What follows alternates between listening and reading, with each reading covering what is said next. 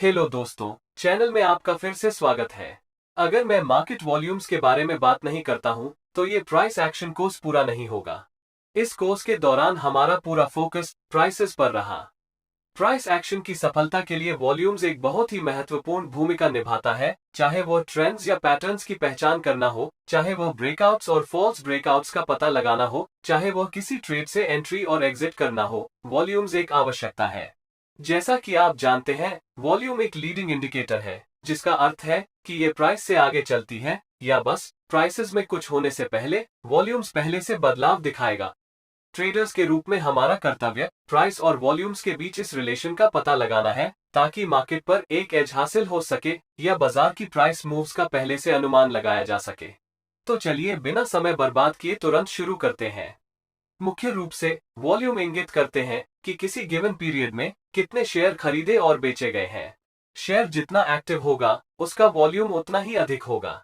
उदाहरण के लिए, आप टाटा मोटर्स के 100 शेयर्स 485 रुपये में खरीदने का फैसला करते हैं और मैं टाटा मोटर्स के 100 शेयर्स 485 रुपये में बेचने का फैसला करता हूं, या ये अलग अलग लोग भी हो सकते हैं जो एक ही प्राइस यानी 485 पर कम क्वांटिटीज में बेचना चाहते हैं, जो आपको 100 शेयर देने के लिए जमा किया गया है। यानी मान लें कि उनमें से एक के पास 50 शेयर हैं, दूसरे के पास 30 शेयर हैं और तीसरे ट्रेडर के पास 485 रुपये के समान प्राइस पर बेचने के लिए 20 शेयर हैं, जो खरीदार के ऑर्डर्स के साथ मैच करेगा। तो एक प्राइस और क्वांटिटी का मैचिंग होता है, जिसके परिणामस्वरूप एक ट्रेड होता है। आपने और मैंने एक साथ 100 शेयर्स की वॉल्यूम बनाई है, या आपने और अन्य 3 सेलर्स ने 100 शेयरों का एक वॉल्यूम मैच बनाया है, क्योंकि यदि आप ध्यान दें तो टोटल 100 शेयर्स सेलर्स से बायर्स को ट्रांसफर होते हैं। बहुत से लोग वॉल्यूम को 200 मान लेते हैं, क्योंकि 100 खरीदे गए और 100 बेचे गए। वॉल्यूम को देखने का यह सही तरीका नहीं है, क्योंकि केवल 100 शेयर ही सेलर्स से बायर्स को ट्रांसफर करते हैं। मजेदार बात यह है कि वॉल्यूम्स की जानकारी अपने आप में काफी बेकार है।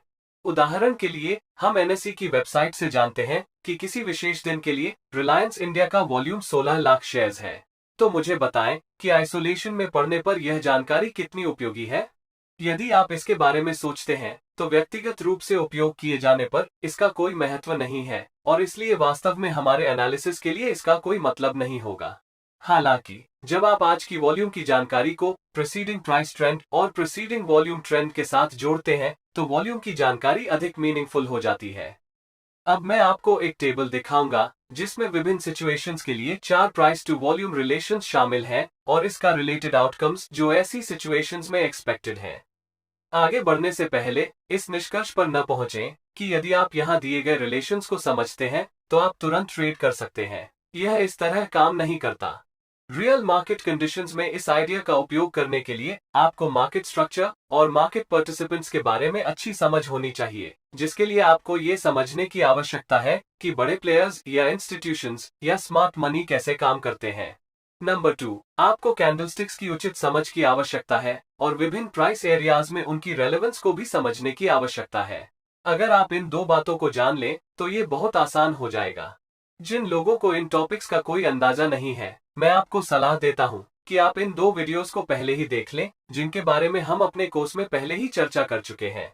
प्राइस वॉल्यूम ट्रेंड टेबल को विस्तार से समझने से पहले इस सिनेरियो के बारे में थोड़ा सोचें। जब हम वॉल्यूम में इंक्रीज के बारे में बात कर रहे हैं, तो इसका वास्तव में एक ट्रेडर के लिए क्या मतलब है? इसका रेफरेंस पॉइंट क्या है? या वॉल्यूम अधिक है या वॉल्यूम कम है, ये बताने के लिए मेट्रिक क्या है? क्या ये पिछले दिन की वॉल्यूम नंबर या पिछले वीक की एग्रीगेट वॉल्यूम में इंक्रीज होनी चाहिए? इसका रेफरेंस पॉइंट क्या है? आमतौर पर ट्रेडर्स आज के वॉल्यूम की तुलना या तो पिछले 3 दिनों या 5 दिनों या 10 दिनों या 20 दिनों के वॉल्यूम्स के एवरेज से करते हैं, जो इस बात पर निर्भर करता है कि वे किस प्रकार के ट्रेडर हैं और वास्तव में उनके एनालिसिस की टाइम फ्रेम क्या है। मूल विचार ये है कि टाइम फ्रेम जितनी अधिक होगी और वॉल्यूम की मेजरमेंट करने के लिए वॉल्यूम बार्स या डेटा पॉइंट्स की संख्या जितनी अधिक होगी, एनालिसिस उतना ही अधिक रिलायबल होगा। आइए एक स्विंग ट्रेडर के नजरिए से वॉल्यूम्स पर विचार करें। एवरेज वॉल्यूम मेजरमेंट के लिए हमें 1 डे की टाइम फ्रेम और 10 डेज का वॉल्यूम डेटा लेना होगा। एवरेज वॉल्यूम मेजरमेंट हो जाने के बाद हम इसका उपयोग आज के एवरेज की तुलना के लिए कर सकते हैं। आज के वॉल्यूम को एवरेज वॉल्यूम माना जाता है अगर ये पिछले 10 डेज के एवरेज वॉल्यूम के बराबर है। आज के वॉल्यूम को हाई वॉल्यूम या इंक्रीजिंग वॉल्यूम कहा जाता है यदि ये पिछले 10 डेज के एवरेज वॉल्यूम से अधिक है। आज के वॉल्यूम को लोअर वॉल्यूम या डिक्रीजिंग वॉल्यूम कहा जाता है अगर ये पिछले 10 डेज के एवरेज वॉल्यूम से कम है। पिछले 10 डेज एवरेज वॉल्यूम प्राप्त करने के लिए आपको केवल वॉल्यूम बार्स पर एक मूविंग एवरेज लाइन खींचनी है और हमारा काम हो जाएगा। यह फीचर अधिकांश चार्टिंग प्लेटफॉर्म्स पर मुफ्त में उपलब्ध है, इसलिए आपको हर बार इसकी मेजरमेंट करने की आवश्यकता नहीं है। इस चार्ट में आप देख सकते हैं कि वॉल्यूम्स को हरे और लाल बार्स द्वारा दर्शाया गया है और इसे प्राइस चार्ट के नीचे रखा गया है।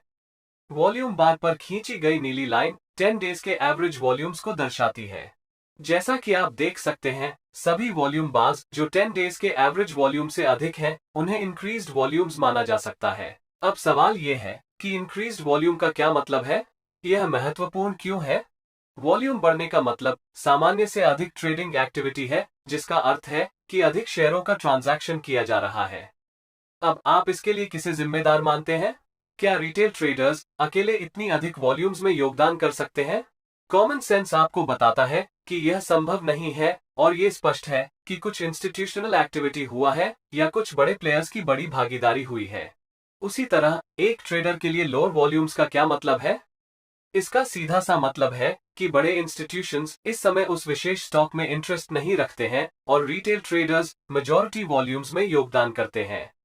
इसलिए शेयर बाजार में सरल लॉजिक ये है कि अगर आप सफल होना चाहते हैं तो बड़े इंस्टीट्यूशंस का फॉलो करें, जैसा कि मार्केट स्ट्रक्चर एपिसोड में चर्चा की गई है।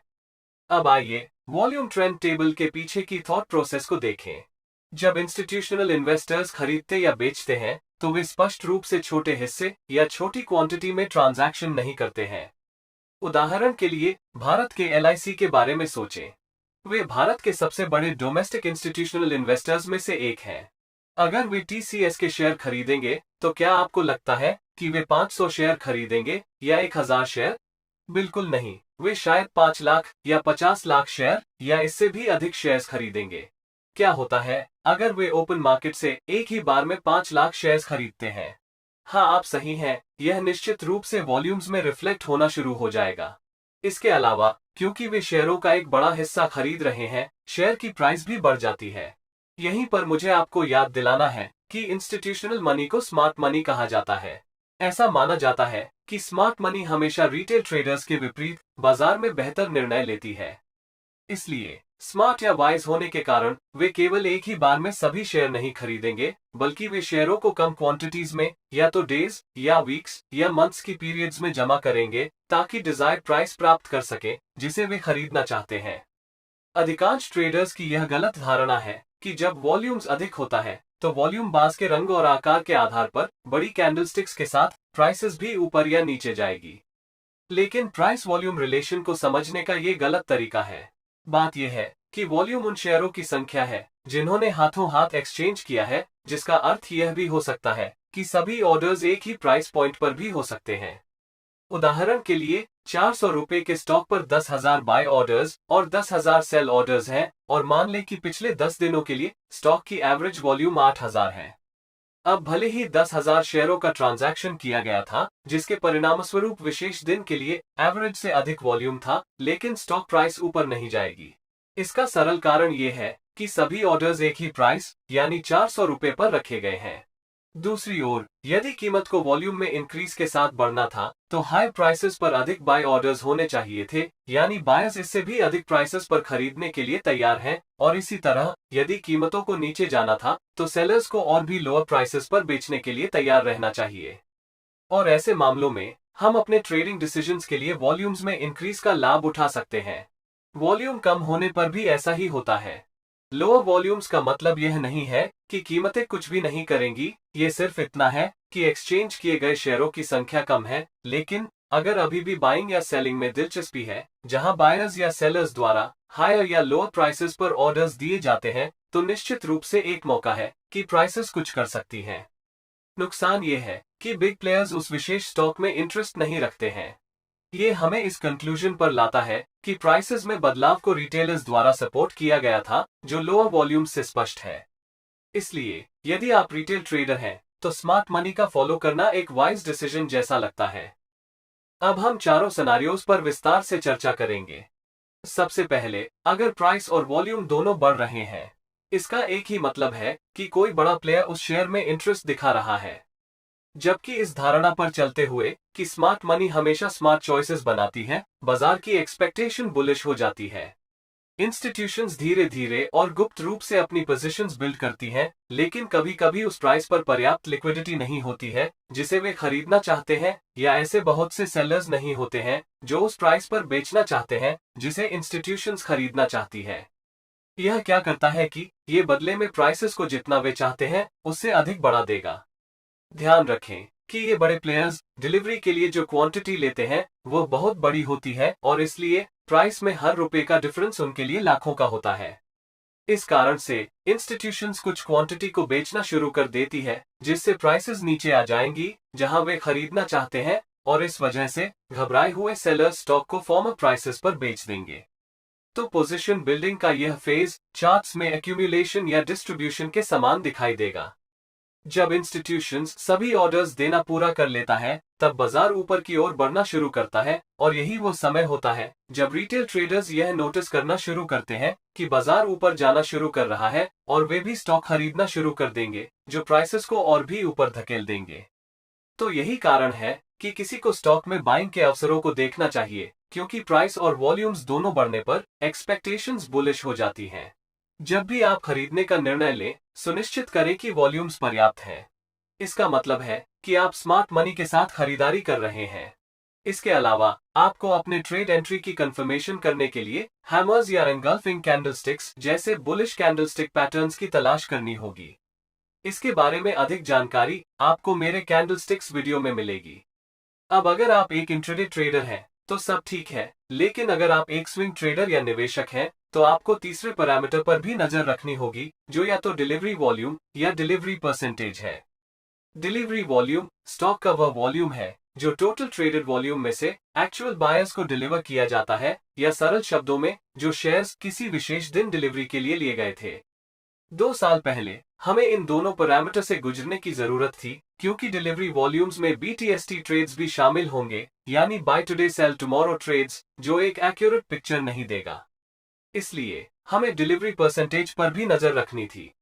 लेकिन अब चूंकि BTST ट्रेड्स बंद हो गए हैं, हम उनमें से किसी पर भी विचार कर सकते हैं। आपको डिलीवरी वॉल्यूम्स का डिटेल्स NSE की वेबसाइट पर मिल जाएगा। मैं इसका लिंक डिस्क्रिप्शन बॉक्स में डालूंगा। डिलीवरी वॉल्यूम का महत्व यह है कि यह आपको बड़े प्लेयर्स या बड़े इंस्टीट्यूशंस के इंटरेस्ट की असली तस्वीर देता है। अगर बड़े इंस्टीट्यूशंस खरीदना शुरू करते हैं तो वे डिलीवरी के लिए शेयर लेंगे, और अगर आप कुछ दिनों के लिए डिलीवरी वॉल्यूम या डिलीवरी परसेंटेज में इंक्रीज देख सकते हैं और इसकी तुलना कर सकते हैं, तो आप बाजार में एक्चुअल बाइंग की इंटेंट को समझ पाएंगे। इसका मतलब यह भी है कि भले ही ओवरऑल ट्रेडेड वॉल्यूम बहुत अधिक हो, यह जरूरी नहीं है कि डिलीवरी वॉल्यूम अधिक होगी, या सीधे तौर पर इसका मतलब यह नहीं है कि निवेशकों की इंटरेस्ट है। इसे केवल भारी ट्रेडिंग एक्टिविटी वाले दिन के रूप में देखा जा सकता है और कुछ नहीं। दूसरे मामले पर चलते हुए, आपको क्या लगता है कि जब कीमत बढ़ती है लेकिन वॉल्यूम घटता है तो क्या होता है? इस स्थिति के बारे में फॉलोइंग टर्म्स पर विचार करें। नंबर 1, कीमत क्यों बढ़ रही है? आसान जवाब, क्योंकि मार्केट पार्टिसिपेंट्स खरीदारी कर रहे हैं। नंबर 2, क्या प्राइस इंक्रीज से जुड़े कोई इंस्टीट्यूशनल बाइंग है? सरल उत्तर, यह आवश्यक नहीं है कि प्राइस इंक्रीज से जुड़े इंस्टीट्यूशनल बाइंग हो। अब महत्वपूर्ण प्रश्न आता है, आप कैसे जानेंगे कि इंस्टीट्यूशनल इन्वेस्टर्स या बड़े प्लेयर्स द्वारा कोई मीनिंगफुल परचेस नहीं की गई है? इस बेसिक असम्पशन से कि अगर वे खरीदारी कर रहे होते तो वॉल्यूम बढ़ जाता, और रियलिटी में वॉल्यूम्स घटता नहीं। इस मामले में प्राइसेस में इंक्रीज हुई, लेकिन वास्तव में वॉल्यूम्स में कमी आई। तो घटती वॉल्यूम्स के साथ प्राइस इंक्रीज क्या दर्शाती है? इसका मतलब है कि छोटी रिटेल पार्टिसिपेशन के कारण कीमत बढ़ रही है, और ये वास्तव में बड़े प्लेयर्स द्वारा इन्फ्लुएंशियल बाइंग नहीं है। इसलिए ये प्राइस वॉल्यूम रिलेशन आपको इस बाजार में सतर्क रहने के लिए कह रहा है, क्योंकि यह एक पोटेंशियल बुल ट्रैप हो सकता है। यानी अगर आपने एक लॉन्ग ट्रेड किया है तो इस बात की पूरी संभावना है कि बाजार रिवर्स हो सकता है और ऑपोजिट डायरेक्शन में आगे बढ़ सकता है, जिसके परिणामस्वरूप आपका नुकसान हो सकता है। इसलिए जब वॉल्यूम्स घटने की बात आती है लेकिन बढ़ती कीमतों के साथ, तो हमें सतर्क रहना चाहिए और लॉन्ग टर्म ट्रेड्स नहीं करने चाहिए, क्योंकि बाजार रिटेल ट्रेडर्स द्वारा चलाया जाता है और स्टॉक में कोई एक्चुअल इन्वेस्टर पार्टिसिपेशन या इंटरेस्ट नहीं है। तीसरे प्रकार की ओर बढ़ते हैं, जो वॉल्यूम्स में इंक्रीज के साथ साथ प्राइसेस में कमी है। प्राइस और वॉल्यूम्स के बीच ये विशेष रिलेशन बाजार में एक बेरिश एक्सपेक्टेशन निर्धारित करता है। ऐसा क्यों होता है? पहला सवाल अपने आप से पूछें, कीमत में कमी क्या दर्शाती है? कीमत में कमी ये दर्शाती है कि मार्केट पार्टिसिपेंट स्टॉक बेच रहे हैं, लेकिन इसके विपरीत वॉल्यूम्स में इंक्रीज स्मार्ट मनी या बड़े इंस्टीट्यूशंस की पार्टिसिपेशन का संकेत देती है।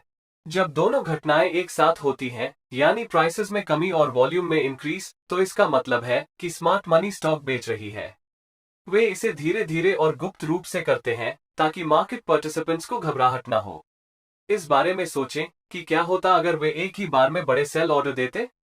यह निश्चित रूप से प्राइसेस और वॉल्यूम्स दोनों में दिखाया जाएगा, यानी कीमत गिर जाएगी और वॉल्यूम्स बढ़ जाएगी। इससे रिटेल ट्रेडर्स में घबराहट पैदा होगी, जो आगे सेलिंग शुरू कर देंगे और इस एक्सटेंसिव सेलिंग के कारण कीमतें और भी गिरेंगी और इंस्टीट्यूशंस डिजायर्ड प्राइसेस पर नहीं बेच पाएंगी। इसका सीधा असर उनके प्रॉफिट्स पर पड़ेगा। इस कारण से वे शेयर्स को कम वॉल्यूम्स में धीरे धीरे बेचेंगे और डिजायर्ड प्राइसेस पर बेचने के लिए गुप्त रूप से पर्याप्त लिक्विडिटी उत्पन्न करेंगे। जबकि इस धारणा पर चलते हुए कि स्मार्ट मनी हमेशा स्मार्ट चॉइसेस बनाती है, बाजार में एक्सपेक्टेशन बेरिश की है और इसलिए हमें स्टॉक में शॉर्टिंग के अपॉर्चुनिटीज को देखना चाहिए। इसलिए जब भी आप बेचने का फैसला करें तो सुनिश्चित करें कि वॉल्यूम अच्छा हो। इसका मतलब है कि आप भी स्मार्ट मनी के साथ सेलिंग कर रहे हैं और अपनी ट्रेड एंट्री के लिए बेरिश कैंडलस्टिक पैटर्न्स का उपयोग करके अपने ट्रेड की कंफर्मेशन करें। और अगर आप एक स्विंग ट्रेडर या निवेशक हैं, तो डिलीवरी वॉल्यूम या डिलीवरी परसेंटेज को देखना एक अच्छा प्रैक्टिस है, जो इस मामले में डिक्रीज हो रहा होगा क्योंकि इन्वेस्टर्स अपने शेयर बेच रहे हैं। वॉल्यूम में इंक्रीज का मतलब डिलीवरी वॉल्यूम में इंक्रीज होना जरूरी नहीं है, इसे हमेशा ध्यान में रखें। अंतिम मामले की ओर बढ़ते हैं, जो तब होता है जब वॉल्यूम और प्राइस दोनों डिक्रीज हो जाती है। ये सवाल खुद से पूछें। नंबर 1, प्राइस क्यों डिक्रीज हो रही है? क्योंकि मार्केट पार्टिसिपेंट्स बेच रहे हैं। नंबर 2, क्या कोई इंस्टीट्यूशनल सेलिंग कीमतों में गिरावट से जुड़ा है? सरल उत्तर, हम उनकी पार्टिसिपेशन के बारे में सुनिश्चित नहीं हो सकते। सबसे महत्वपूर्ण प्रश्न, आप कैसे जानेंगे कि क्या इंस्टीट्यूशनल इन्वेस्टर्स द्वारा कोई मीनिंगफुल सेल ऑर्डर्स नहीं है? सीधा सा जवाब, अगर वे बेच रहे होते तो वॉल्यूम्स बढ़ जाता, लेकिन इस मामले में वॉल्यूम घट गया। तो प्राइसेस में गिरावट और वॉल्यूम्स में गिरावट क्या दर्शाती है? इसका मतलब है कि स्मॉल रिटेल ट्रेडर्स ही कीमत में डिक्लाइन का कारण है और वास्तव में यह इंस्टीट्यूशनल सेलिंग नहीं है। इसलिए यदि आप स्टॉक बेचने की योजना बना रहे हैं तो आपको सतर्क रहना होगा, क्योंकि यह एक पोटेंशियल बेयर ट्रैप हो सकता है। इसका मतलब है कि अगर आपने किसी स्टॉक को शॉर्ट किया है तो इस बात की पूरी संभावना है कि प्राइस रिवर्स हो सकती है और आपके ट्रेड के खिलाफ जा सकती है। दोस्तों, इस वीडियो के लिए बस इतना है। अगर आपने आज कुछ नया सीखा है तो कृपया इस वीडियो को लाइक करें और अपकमिंग कोर्सेज के लिए चैनल को सब्सक्राइब करें।